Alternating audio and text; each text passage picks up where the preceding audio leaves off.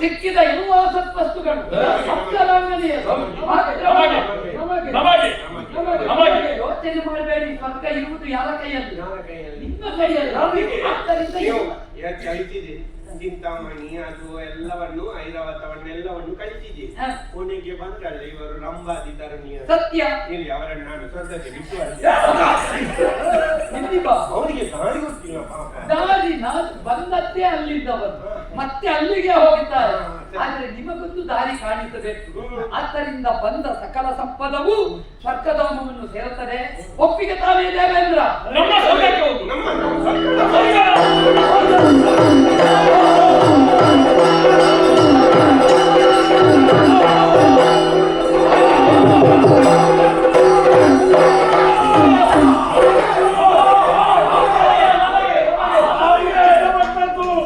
ಸರಿ, ಖಂಡಿತವಾಗಿ ನಮಗೆ ಸಿಗದ ಅಮೃತ ಪ್ರಾಪ್ತಿಯಾಗಿದೆ.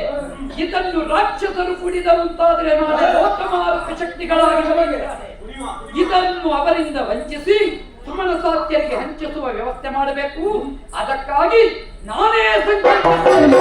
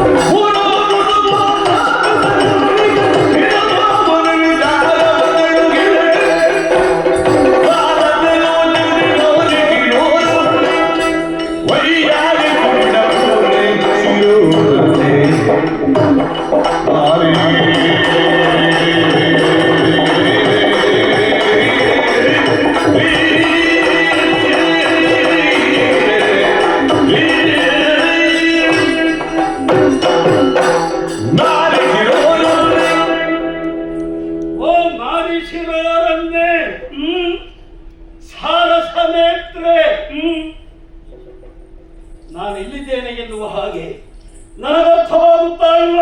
ಹೌದಾ? ನೀರಿನ ಮೇಲೆ ನಾನಿದ್ದೇನೋ, ನನ್ನ ಮೇಲೆ ನೀರಿದೆಯೋ? ಒಟ್ಟಿನಲ್ಲಿ ನೀರಿನ ಮೇಲೆ ನೀರಿದ್ದೆ ಕಾಣ್ತದೆ ಈಗ. ಅಂತಹ ಭಾವ ನನಗೆ ಆಗ ಈಗ ಅರ್ಥ ಆಯ್ತು. ಏನಾಯ್ತು? ನಾವಿರುವುದು ನೀರಿನ ಮೇಲೆ, ಅಲ್ಲಿರುವುದು ಅಮೃತ ಭಾಂಡ. ನಿನ್ನ ಕೆಂದುಟಿಯನ್ನು ಕಂಡಾಕ್ಷಣ ಅಮೃತ ಭಾಂಡವನ್ನೇ ನಾನು ಮರೆತು ಬಿಟ್ಟೆ. ಹೌದಾ? ಸುಂದರಾಗಿ ಎನ್ನುವುದರಲ್ಲಿ ಸಂದೇಹವೇ ಇಲ್ಲ. ಮಂದ ಗಮನೆ, ಗಜಗಮನೆ, ಸುಂದರಾಣಿ ಈ ಎಲ್ಲಿಂದ ಬಂದವಳು, ಹಾ ಯಾವ ಕಡೆಗೆ ಹೊರಟವಳು, ಯಾಕಾಗಿ ಬಂದವಳು, ಹಾ ತಂದೆ ತಾಯಂದಿರು ಯಾರು, ಎಲ್ಲ ವಿಚಾರಗಳನ್ನು ಹೇಳಬಹುದೇ? ನನ್ನ ಪರಿಚಯ ಬೇಕೇ? ಬಲದಿಂದ ಅರುದಯ್ಯ ಇಂದಿಗೆ ನಿಮ್ಮ ಬಗೆಯ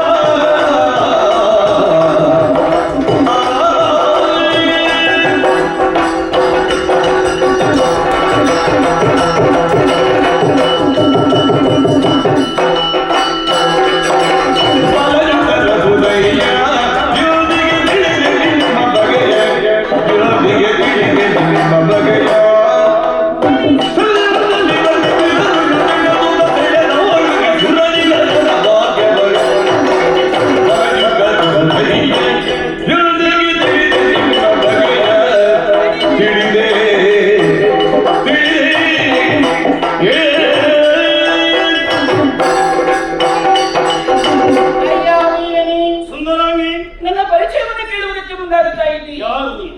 ಅಯ್ಯೋ ನಾನು ಹೇಗೆ ಆರಂಭಿಸಬೇಕು ಅಂತೇಳಿ ನನಗೆ ಗೊತ್ತಾಗುತ್ತಾ ಇಲ್ಲ. ತಂದೆ ಯಾರು, ತಾಯಿ ಯಾರು, ಜಾತಿ ಯಾವುದು, ಇದೆಲ್ಲ ಹೇಳು. ಅಲ್ಲ ಹೇಳಬೇಕು ನನ್ನ ಮನಸ್ಸುಂಟು ನನಗೆ. ಮತ್ತೆ ಆದ್ರೆ ಯಾರು ಎಲ್ಲಿಯವರು ಹೇಗಿದ್ದರು ಎನ್ನುವ ಹಾಗೆ ನನಗಂತೂ ಗೊತ್ತಿಲ್ಲ. ಗೊತ್ತಿಲ್ಲ ನಿನಗೆ? ಅಪ್ಪ ಅಮ್ಮನನ್ನ ನೋಡದವಳು ನಾನು. ನೋಡದವಳು ಅಂದ್ರೆ ನೀನು ಹುಟ್ಟುವುದಕ್ಕೆ ಮುಂಚಿತವಾಗಿ ಮಾಡಿದ. ಹೌದೌದು. ಸರಿ. ಹೆತ್ತಂತ ಹಸೆಯಲ್ಲಿ ಹುಟ್ಟಿಸು ಹೊತ್ತಿನಲ್ಲಿ ಹಸುನೀಗಿದಳು ತಾಯಿ. ಸಾಯುವಲ್ಲಿಯೂ ಏನು ಸಾಹಿತ್ಯ. ಹೌದೌದು. ಅದಲ್ಲ. ಆದ್ರೆ ನನ್ನ ಪರಿಚಯವನ್ನು ಕೇಳುವುದಕ್ಕೆ ಮುಂದಾದಂತಹ ನಿನ್ನ ಕಟ್ಟು ಗಾಂಭೀರ್ಯತೆಯನ್ನು ನೋಡುವಾಗ ಅಬ್ಬ ಆ ಒಂದು ಗಾಂಭೀರ್ಯ, ಆ ಪೊದೆಗಟ್ಟಿದ ಮೀಸೆ, ಆ ತುಂಬಿದ ತೋಳು, ಆ ನಿನ್ನ ಮೈಕಟ್ಟು ಎಲ್ಲವನ್ನ ನೋಡುವಾಗ ಅದರ ಪರಾಕ್ರಮಿ ನೀನು ಎನ್ನುವ ಹಾಗೆ ಎರಡು ಮಾತೇ ಇಲ್ಲ. ಸಂಶಯವೇ ಇಲ್ಲ. ನಾನು ಆಗ ಆಲೋಚನೆ ಮಾಡುವ ದೇವಲೋಕವನ್ನು ಸ್ವಾಧೀನ ಮಾಡಿಕೊಂಡವ. ಹೌದಾ?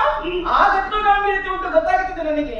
ಏನು ಮಾಡಿದ ಈ ದಾರಿಯಲ್ಲಿ ನಾನು ಬರ್ತಾ ಇರುವಾಗ ಒಬ್ಬ ಕೇಳ್ತಾ ಇತ್ತು ನನಗೆ ಆವಾಗಲಿಂದ ನನಗೆ ನನಗೆ ನನಗೆ ನನಗೆ ನನಗೆ ಎನ್ನುವ ಹಾಗೆ, ನಿಜ. ಏನು ಹೇಗೆ ಎನ್ನುವ ಹಾಗೆ ನೋಡ್ಬೇಕು ಅಂತ ಇಲ್ಲಿಯವರೆಗಾಗಿ ಬಂದವಳು. ಅದಕ್ಕಾಗಿ ಓ ಹೋ ಹೋ ಹೋ ಹೋ ಸಾಲು ಸಾಲು ಸಾಲು ಸಾಲು ಸಾಲು ಸಾಲು ಇರ್ತಿರ್ಲಿಲ್ಲ. ಈ ಕಡೆಯಲ್ಲಿ ರಕ್ಕಸರು, ಆ ಕಡೆಯಲ್ಲಿ ದೇವತೆಗಳು. ಹೌದಾ? ದೇವತೆಗಳು ಇದ್ದಾರೆ ಇಲ್ಲಿ.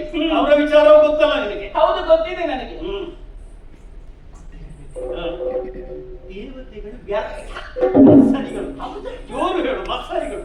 ನಿನಗೆ ಸತ್ಯ ಗೊತ್ತುಂಟು. ಹೌದೌದು. ಯಾಕೆ ಗೊತ್ತಾ? ಅವರಿಗೆ ನೀವು ಇಲ್ಲಿ ಹೋದ್ರು ನೋಡ್ಲಿಕ್ಕಾಗುದಿಲ್ಲ. ನಾವು ಒಳ್ಳೆದಾಗುವುದು ಅವರಿಗೆ ಕಂಡ. ನೀವು ಏನಾದ್ರೂ ಒಂದು ಕಾರ್ಯವನ್ನು ಮಾಡ್ತೀರಿ ಎನ್ನುವ ಹಾಗೆ ಮುಂದಡಿಯಲ್ಲಿ ಇದ್ದ ಕಾಲದಲ್ಲಿ ಪ್ರತಿ ವಿಘ್ನವನ್ನು ತರುವುದಕ್ಕಾಗಿ ಕಾಯ್ತಾ ಇರ್ತಾರೆ. ನಿಜ. ವಿಘ್ನ ಸಂತೋಷಗಳವರು. ಸರಿ. ಹಾಗಾಗಿ ನಿಮಗೆ ಏನೇ ವ್ಯವಸ್ಥೆಗಳಿದ್ರು ಕೂಡ ಸರಿ, ನಾನಿದ್ದೇನೆ. ನಿಮಗೆ ಏನಿಲ್ಲಿ ಆಗಬೇಕು ಎಲ್ಲ ವ್ಯವಸ್ಥೆ ನಾನು ಮಾಡಿಕೊಡ್ತೇನೆ. ಹೆಸರೇನು ಹೇಳಿದೆ? ಮೋಹಿನಿ. ಪ್ರಾಯ ಎಷ್ಟು ಅಂತ ಹೇಳುವುದು? ನನಗೆ ಹೇಳಬೇಕಾ? ಅದು 16 ಕಳೆದು ಇನ್ನು 30 ತಿಂಗಳು ಕಳೆದು 30 ದಿನ ಕಳೆದು 11 ತಿಂಗಳಾಗಿ 30 ದಿನ ಕಳೆದು ಇವತ್ತಿಗೆ 17 ವರ್ಷ. ನನಗೆ 18 ಅಂತ ಹೇಳಿಬಿಡ. ನನಗೆ 18 ಅಂತ ಹೇಳಿಬಿಡ. ಅವರಿಗೆ 18 ಒಮ್ಮೆ ಇಬ್ಬರದ್ದು ಆಧಾರ ಕೊಡ್ತೀನಿ. ನನ್ನನ್ನು ನೋಡುವಾಗ ಗೊತ್ತಾಗುದಿಲ್ಲ. ನಿನಗೆ ಎಷ್ಟು? ನನಗೆ 18. 18? ನನಗೆ ನೋಡಿದ ಹಾಗೆ ಕಾಣುವುದಿಲ್ಲ. ಹೇಗೆ ಕಾಣಿತು? ಸ್ವಲ್ಪ 81 ಹಾಗೆ ಕಾಣುವುದು ನನಗೆ. ನೀನೆಷ್ಟು ಹೇಳಿದ್ದು? ನನಗೆ 17. ಹಾಗಿದ್ರೆ ಹೀಗೆ ಮಾಡು. ಹೇಗೆ? ನನಗೆ 81, ನಿನಗೆ ಅದು ತಿರುಗಿಸು 70. ನನಗೆ 17. ನಿನಗೆ 17 ಆದ್ರೆ ನನಗೆ 18. ಆಯ್ತು, ನಾವು ರಾಜಿ ಮಾಡಿಕೊಳ್ಳುವ. ನಾವು ಒಪ್ಪಂದ ಮಾಡಿಕೊಂಡು ಅದಾಗಿ. ನನಗೆ 18, ನನಗೆ 17. ಸರಿ. ಸರಿ. ಹೆಸರು ಮೋಹಿನಿ. ಮೋಹಿನಿ. ಆಗಲಿ. ಈಗ ಇಲ್ಲಿ ಏನಾಗುತ್ತೆ ಉಂಟು ಅಂತ ನನಗೆ ಗೊತ್ತಾಗ್ತಾ ಇಲ್ಲ. ಹೆಣ್ಣೆ, ಸಂತೋಷ ಆಯ್ತು. ನಿನ್ನ ಭಾವ ಏನು ಎನ್ನುವ ಹಾಗೆ ಅರ್ಥವಾಯಿತು. ರಕ್ಕಸರಾದಂತಹ ನಮ್ಮ ಬಗ್ಗೆ ನೀನು ಚೆನ್ನಾಗಿ ತಿಳಿದಿರುವೆ. ದೇವತೆಗಳ ಹಣೆಬರಹು ನಿನಗೆ ಗೊತ್ತಿದೆ. ಹಾಗಿದ್ರೆ ನೀನು ಸಮರ್ಥಳು. ಯಾವುದಕ್ಕೆ? ನಾವಿಲ್ಲಿ ಪರಸ್ಪರ ಜಗಳ ಮಾಡ್ತಾ ಇದ್ದೇವೆ. ಯಾಕೆ ಜಗಳ ಮಾಡಿಕೊಂಡು ಕಾಣಿಸುತ್ತಾ ಇರುವುದು ಏನು? ಏನದು? ಅಮೃತ ಹಂಡ. ಹೌದು, ಅಮೃತ ನಮಗೆ ಬೇಕು ಎನ್ನುವ ಹಾಗೆ ದೇವತೆಗಳು ನಾವು ಇಲ್ಲಿ ಜಗಳ ಮಾಡ್ತಾ ಇದ್ದೇವೆ. ನೀನು ಬಂದದ್ದು ಒಳ್ಳೆಯದೇ ಆಯ್ತು. ನಿನ್ನ ಮೇಲೆ ಸಂಪೂರ್ಣ ವಿಶ್ವಾಸದಿಂದ ಅಮೃತವಾಂಡವನ್ನು ನಿನ್ನ ಕೈಗೆ ಕೊಡ್ತೇನೆ. ಸರಿಯಾಗಿ ಹಂಚಬೇಕು. ಹೆಣ್ಣಾದವಳು ಉಂಟಲ್ಲ, ಗೋಚೇಶು ಮಾತಾ, ಹೆಣ್ಣಾದವಳು ಉಣ್ಣಬಡಿಸುವಲ್ಲಿ ಅವಳು ತಾಯಿ ಸಮಾನಳು. ನೀನು ಬಡಿಸಿದೆ ಅಂತ ಆದ್ರೆ ನಮಗೆ ಸಮಾಧಾನ.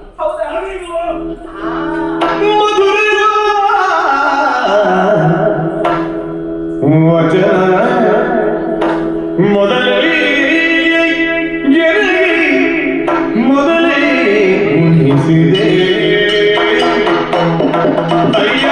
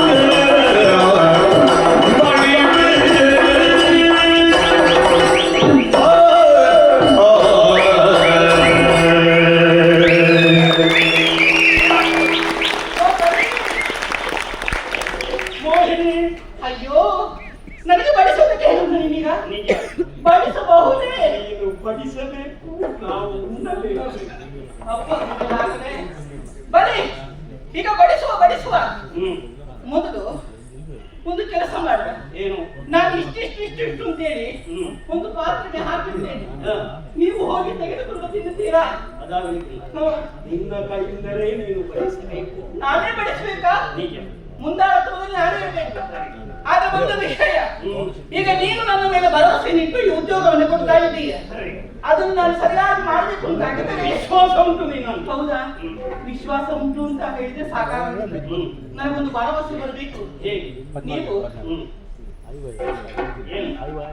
ಇದು ವಾಸನೆ ನಾಲ್ಕು ಬರ್ತಾ ಉಂಟು.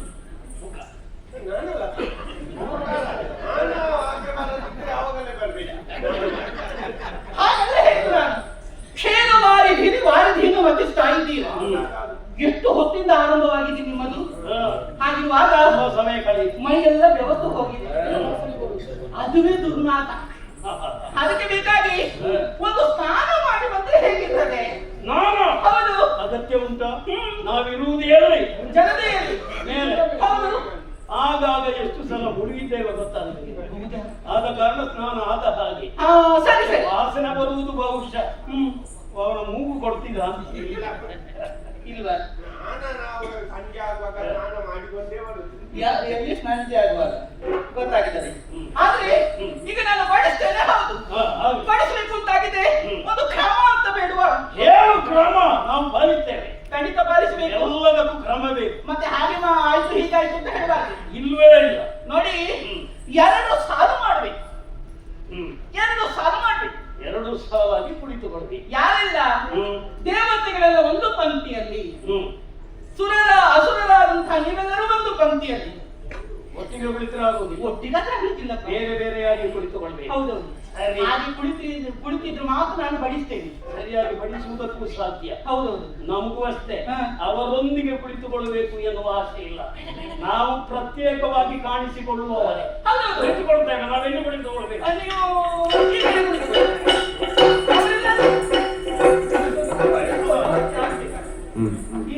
ಏನು ಮಾಡೋದು?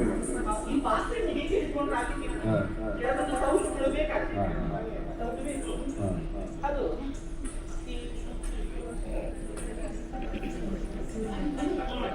ಈಗ ಬಡಿಸ್ತಾ ಅದು ಒಂದು ನೀವು ಅಸುರರನ್ನು ನನಗೆ ಬಡಿಸುವಾಗ ನಾಚಿಕೆ ಆಗುತ್ತದೆ. ನೀನು ಬಡಿಸುವಾಗ ನೆಲನೇ ನೋಡ್ಬೇಕು, ನನ್ನ ಮುಖ ನೋಡ್ಬಾರ್ದು. ನೀವು ಏನು ಹೇಳಿದ್ರು ನಾನು ಅದನ್ನು ಒಪ್ಪಿಕೊಳ್ತೇನೆ. ಆಗ್ಲಿ. ಸರಿ, ಮೊದಲು ಇಲ್ಲಿ ಬಡಿಸ್ಲಾ? ಅಧಿಕ ದುಡಿದವರು ನಾವು. ನಾವು 33ರಲ್ಲಿ ಆ ಸರ್ಪದ ಬೇಗೆ ಸಹಿಸಿದ್ದು ನಾವು. ನಮಗೆ ಮುಡಿಬೇಕು. ಹಾಗಲ್ಲ, ನಿನಗೆ ನನ್ನ ಮಾತು ಅರ್ಥ ಆಗಲಿಲ್ಲ. ಅದರಲ್ಲಿ ಒಂದು ಒಳ ಹುಟ್ಟುಂಟು. ಈಗ ತಾನೇ ಅಮೃತ ಹುಟ್ಟಿ ಬಂದದಲ್ವಾ? ಹುಟ್ಟಿ ಬಂದ ಮೇಲೆ ಅದರಲ್ಲಿ ಗಿಡ ಮೂಲಿಕೆಯ ಸತ್ವಗಳೆಲ್ಲವೂ ಕೂಡ ಅಡಕವಾಗಿದೆ. ಅದು ಇನ್ನೂ ಪಾಠ ಆಗಲಿಲ್ಲ. ಅದರಿಂದ ಏನಾಗಿದೆ ಈಗ? ಅದಕ್ಕೆ ಮೇಲ್ಭಾಗದಲ್ಲಿ ಎಲ್ಲಾ ತಿಳಿಯ ಅಂಶಗಳುಂಟು. ತಿಳಿ ನೀರು. ಹೌದು. ಕೆಳಭಾಗದಲ್ಲಿ ದಪ್ಪನೆಯ ಅಂಶ. ಸತ್ವ ಎಲ್ಲ ಕೆಳಭಾಗದಲ್ಲಿ. ಹೌದು. ಬರೇ ನೀರು. ಮೇಲೆ ಸತ್ವ ಇಲ್ಲದೆಲ್ಲ ಮೇಲೆ ಇದೆ. ಹೌದು. ಅದಕ್ಕೇನು ಮಾಡುವುದು? ಹಾಗಾಗಿ ನಿಮಗೆ ತೆಳುವಿನದ್ದು ಬೇಕಾ? ದಪ್ಪದ ಅಂಶ ಬೇಕಾ? ಈಗ ಕೆಳಗಿದು ಬೇರೆ, ಮೇಲಿದು ಬೇರೆ, ಒಂದೇ ಲೆಕ್ಕ ಇಲ್ವೋ? ಇಲ್ಲ. ಕೆಳಗೆ ಬೇರೆ, ಮೇಲೆ ಬೇರೆ. ಇವತ್ತಿನ ಲೆಕ್ಕವೇ ಬೇರೆ. ಕೆಳಗಿದು ಮತ್ತು ಮೇಲಿದು ಒಂದೇ ಲೆಕ್ಕ ಇಲ್ಲ. ಅವನು ಹೇಳಿದ್ದು ಸರಿ. ಈಗ ಮೇಲೆ ಸತ್ವ ಇರುವುದಿಲ್ಲ ಅಂತೆ. ಕೆಲವು ನೋಡಿ ಎಷ್ಟು ಕುಡಿದ್ರು ನಾನು ಸತ್ವ ಇಲ್ಲ. ಎಲ್ಲಿ ಬೇರೆ ಕುಡಿದ್ರ? ಬೇರೆ ಕುಡಿದ್ರೆ ಹೇಳಿದ್ದದ್ದು ಎಷ್ಟು ಕುಡಿದ್ರು ನಾಕುದಿಲ್ಲ. ಯಾಕೆ? ಸತ್ವ ಇಲ್ಲ. ಮತ್ತೆ ಹೋಗಿ ನಿಮಗೆ ಕೊಡ್ತಾರೆ ಇಲ್ವೋ ಅಂತ ನೋಡಿ. ತಪ್ಪಬೇಕಾ? ಹಾಗಿದ್ರೆ ತೆಳುವಿನ ತಲ್ಲಿ ಬಿಡಿಸ್ತೇನೆ. ಬರ್ತೇನೆ, ಬಡಿಸ್ತೇನೆ. ಇವೆಲ್ಲ ಸಿದ್ಧರಾಗಬೇಕು. ಅವರಿಗೆ ಬೇಡ, ನಿಮಗೆ ತೆಳುವೇ ನಾನು.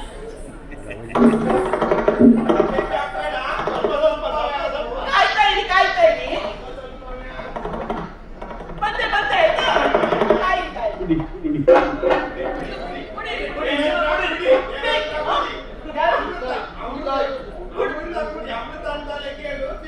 ಕುಡೀರಿ.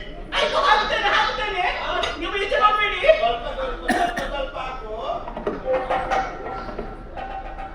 ನೋಡಿ ನೋಡಿ, ನಿಮಗೆ ಬಗಿಸ್ತೇನೆ ಮತ್ತೆ. ವಿಶ್ವಾಸ ಉಂಟು. ಸತ್ತಟ್ಟು ಅಡಿಯಲ್ಲಿ ಉಂಟು. ಈಗ ಬಡಿಸಿದ್ರು, ಬಡಿಸಿದ್ರು. ದೇವತೆಗಳ ಪಂಕ್ತಿಯಲ್ಲಿ ಸ್ವಲ್ಪಾನು ಕೂತಿದ್ದಾನೆ, ಅವನಿಗೆ ತಕ್ಕ ಶಾಸ್ತಿ ಮಾಡು. ಸೂರ್ಯಚಂದ್ರ ರಸನೀಯಮಾನಿ ಆಗುತ್ತಾ ಉಂಟು. ಸ್ವರ್ಭಾವನೆಯನ್ನು ಬಂದ ದೇವತೆಗಳ ಭಕ್ತಿಯಲ್ಲಿ ಕುಳಿತುಕೊಂಡಿದ್ದಾನಂತೆ. ಹಿಡಿದಿದ್ದೇನೆ ಚಕ್ರ.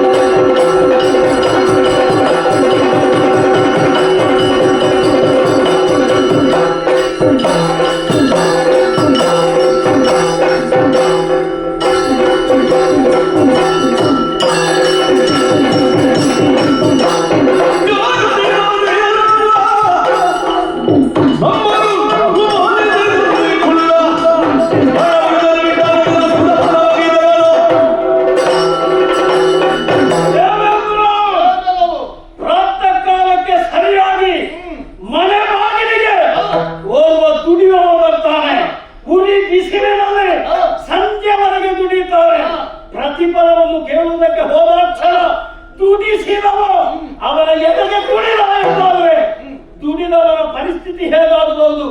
ಆ ಪರಿಸ್ಥಿತಿ ನನ್ನದಾಗಿದೆ. ವಂಚಿಸಿದೆಯೋ ನಿನ್ನ ರಕ್ತವನ್ನು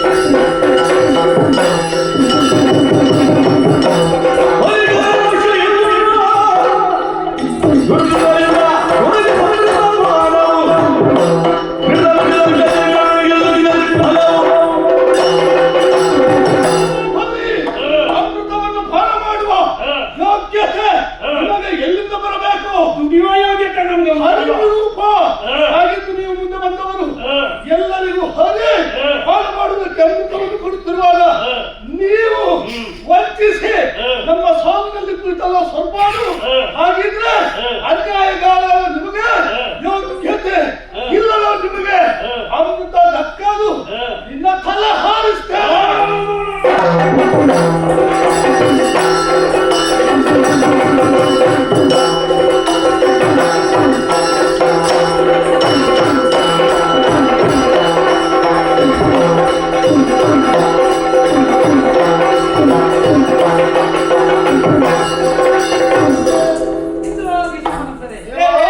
ಲೋಕದಲ್ಲಿ ಉತ್ತಮ ಮಾರ್ಗದಲ್ಲಿ ನಡೆದವರು, ಧಾರ್ಮಿಕ ಪ್ರವೃತ್ತಿಯಿಂದ ಮುಂದುವರಿದವರು, ಧರ್ಮಚರ್ಯೆಯಿಂದ ವ್ಯವಹರಿಸಿದವರು, ಅವರಿಗೆ ಧರ್ಮಾಧ್ಯಕ್ಷನಾದ ಭಗವಂತನ ದಯೆ ಯಾವತ್ತೂ ಶಾಶ್ವತವಾಗಿಯೇ ಇರುತ್ತದೆ.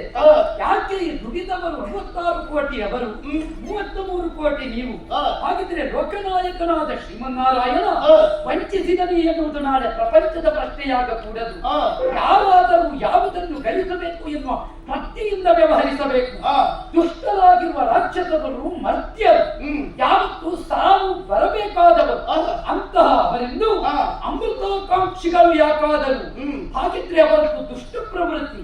ಅಂತಹ ದುಷ್ಟರನ್ನು ಉಳಿಸಿದೆವಂತಾದರೆ ನಾಳೆ ಲೋಕದಲ್ಲಿ ಶಿಷ್ಟರಿಗೆ ಬದುಕಿಲ್ಲ ಅಂತ ಆಗುತ್ತದೆ. ತಿದ್ದಲಾರದ ವ್ಯಕ್ತಿತ್ವ ಅಂತ ಇದ್ರೆ ದುಷ್ಟಶಕ್ತಿ, ತಿದ್ದಬಹುದಾದ ವ್ಯಕ್ತಿತ್ವ ಅಂತ ಇದ್ರೆ ದೇವಶಕ್ತಿ. ಆದ್ದರಿಂದ ಉಳಿಯಬೇಕು ದೇವಶಕ್ತಿ, ಪತನವಾಗಬೇಕು ದುಷ್ಟಶಕ್ತಿ. ಈ ಯೋಚನೆಯಿಂದಲೇ ಹೀಗೆ ಮಾಡಿದ್ದೇನೆ. ಅಮೃತಪಾನಿಗಳಾಗಿದ್ದೀರಿ, ಅಮೃತೋದ್ಭವವಾಗಿದೆ. ಇದು ಪ್ರಪಂಚಕ್ಕೆ ಸುಕಾಲ ಬರುವ ಕಾಲ. ದೇವಪೀಠವನ್ನು ನೆಮ್ಮದಿಯಿಂದ ಆಳು. ಅಧಿಕಾರ ಸಿಕ್ಕಿತೆಂದು ಯಾವ ಕಾರಣಕ್ಕೂ ಮುಬ್ಬಬೇಡ. ಅಧಿಕಾರ ಸಿಗುವುದು ಯೋಗ, ಅದನ್ನು ಉಳಿಸಿಕೊಳ್ಳುವುದು ಭಾಗ್ಯ. ಅದನ್ನು ಯಾವತ್ತು ಉಳಿಸಿಕೋ, ಧರ್ಮದಿಂದ ಮುನ್ನಡೆ.